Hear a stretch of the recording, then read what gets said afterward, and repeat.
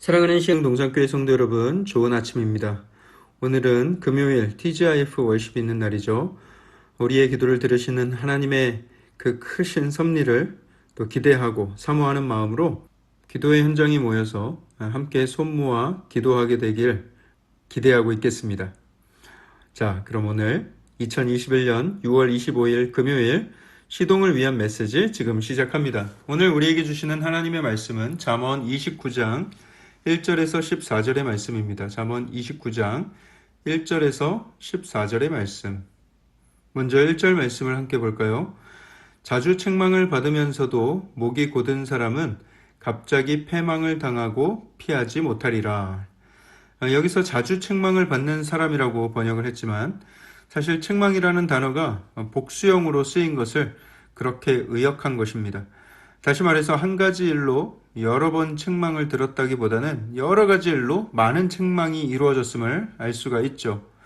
하지만 그 사람은 그런 책망에도 불구하고 목이 곧아 있습니다.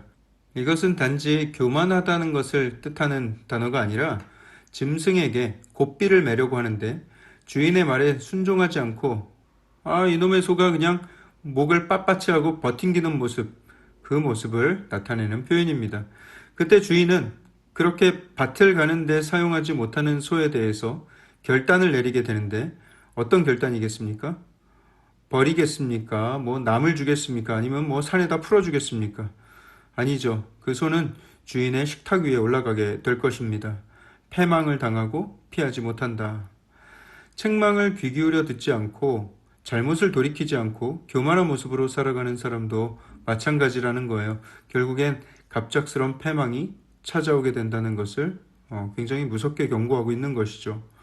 자, 5절 말씀도 함께 보겠습니다. 5절에 이웃에게 아첨하는 것은 그의 발 앞에 그물을 치는 것이니라. 이 아첨이란 말은 원어상으로 매끄러운 말, 부드러운 말, 다시 말해서 버터칠을 하고 꿀칠을 한 말입니다. 상대에게 진실된 말을 해줘야 되는 상황에서도 오히려 환심을 사기 위해서 그를 칭찬하고 듣기 좋은 소리로 일색을 하는 것이죠. 여기에서 그물을 친다는 것은 새나 다람쥐 같은 짐승을 잡을 때 놓는 도구를 말하는데요. 성경에서 누군가를 파멸에 이르게 할 때 사용되는 단어입니다. 잘못을 한 사람에게 진실을 말할 용기가 없으면 그냥 입을 닫고 있든지 괜히 상대의 환심을 사려고 꿀칠한 말을 해서 상대로 하여금 자기가 잘하고 있는 듯한 착각을 하게 만든다는 거예요. 그러면 결국 그 상대는 다람쥐가 그물에 걸려서 벗어나지 못하듯이 그 아첨 들은 사람도 그 악에서 결국 빠져나오지 못하고 심판을 면하지 못하게 되는 것입니다.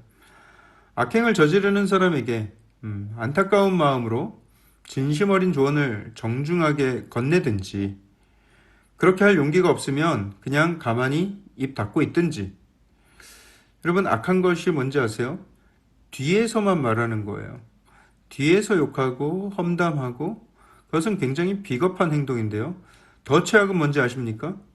그 사람 앞에서 아첨을 하는 것입니다. 왜냐? 잘못을 행하고 있는데 그것을 깨달을 수 있는 기회마저 박탈하게 하는 행동입니다. 아첨하는 것이요. 자, 7절 말씀도 함께 보겠습니다. 7절에 의인은 가난한 자의 사정을 알아주나 악인은 알아줄 지식이 없느니라. 자, 여기서도 반의적 평행법을 사용하고 있는데 지금 뭐와 뭐를 대조하고 있는가? 의인과 악인을 대조하고 있죠. 가난한 사람을 대하는 태도로서 의인과 악인이 어떤 차이가 있는지를 말씀하고 있는 것입니다. 의인은 가난한 자의 사정을 잘 알아줍니다. 그들을 이해하고 긍휼한 마음을 가지고 있는 것이죠. 한편 악인은 가난한 자의 사정을 알아줄 지식이 없느니라 이렇게 말씀하고 있죠. 지식이 없다. 무식해서 그러는 거다라는 거예요. 여기서 말하는 지식은 가난한 사람의 형편을 이해하는 지식, 그거 플러스 더 궁극적으로는 하나님을 아는 지식을 말씀하고 있는 것입니다. 예레미야서 22장 16절에 이런 말씀이 있어요. 그는 가난한 자와 궁핍한 자를 변호하고 형통하였나니 이것이 나를 알미 아니냐. 가난한 자를 변호하는 사람, 그들을 의로운 마음으로 돕는 사람이라면 나 여호와를 잘 알기 때문이 아니겠냐라는 거예요. 다시 말해서 하나님의 성품을 잘 알고 하나님의 마음을 바라보면서 사는 사람이라면 가난한 자에게 어떻게 대할지도 잘 알 수밖에 없다라는 거예요. 마음 가운데 가난한 사람을 낮추어 본다거나 무시한다거나 업신여긴다면 그 사람은 하나님을 아는 사람이라고 할 수가 없습니다. 하나님을 잘 안다면 절대로 그렇게 못하는 것이죠. 자, 좀 더 뒤로 가서 11절 말씀도 보겠습니다. 11절에 어리석은 자는 자기의 노를 다 드러내어도 지혜로운 자는 그것을 억제하느니라. 어리석은 자는 자기의 노를 다 드러낸다. 이 말은 조금 달리 번역하면 어리석은 자는 자기의 마음을 다 드러낸다 이렇게 번역을 할 수가 있습니다. 어찌됐건 어리석은 자는 그 얼굴에 기분 나쁜 거, 열받은 거, 야마도 죄송합니다. 뚜껑 열린 거 다 드러나는 거예요. 그뿐 아니라 서운한 거, 미운 거, 꿍에 있는 거, 삐친 거 다 드러나는 것이죠. 그런데 한글 성경에서 굳이 마음이 드러난다고 안 하고 노를 드러낸다고 번역한 이유가 있는 것 같아요. 왜냐하면 이 어리석은 자들은 기쁜 마음, 감사한 마음, 행복한 마음, 미안한 마음 이런 마음은 또 잘 드러내질 않거든요. 오로지 화나고 서운하고 삐치고 이런 감정만 드러내는 거예요. 여러분, 화나고 기분 나쁜 것만 표현하지 마시고 행복한 거, 즐거운 거, 감사한 거 이런 것을 더 적극적으로 표현하시길 바랍니다. 예를 들어서 설교자가 앞에서 웃음을 주려고 아재스럽기도 하고 안쓰럽기도 하지만 뭔가 좀 노력하는 것 같으면 좀 까르르 까르르 웃어도 주시고, 네? 예. 또 이런 말 했다고 목사님이 성도에게 웃음을 강요한다. 또 노를 품지 마시고, 노는 숨기고 좋은 감정은 많이 드러내자라는 것이죠. 그래야 그런 삶에 복을 주시는 것입니다. 자, 마지막으로 13절 말씀도 보겠습니다. 13절에 가난한 자와 포악한 자가 섞여 살거니와 여호와께서는 그 모두의 눈에 빛을 주시느니라. 세상은 요지경 가난한 사람과 그 가난한 사람을 압제하는 사람이 한데 섞여서 살아가고 있는 세상입니다.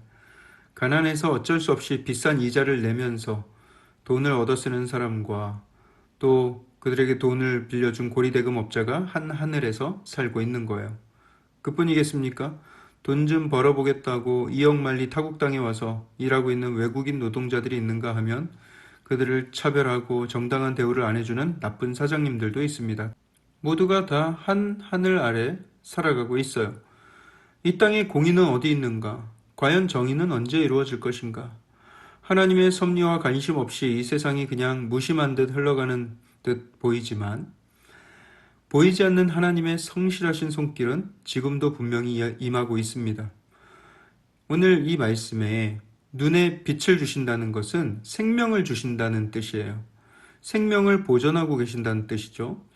죽은 사람은 눈에 빛을 잃습니다. 하지만 하나님은 가난한 자이든 또는 그들을 압제하여서 돈을 버는 사람이든 그 두 부류 모두에게 생명을 주시면서 그들을 은혜 가운데 보존하고 계시다는 사실입니다.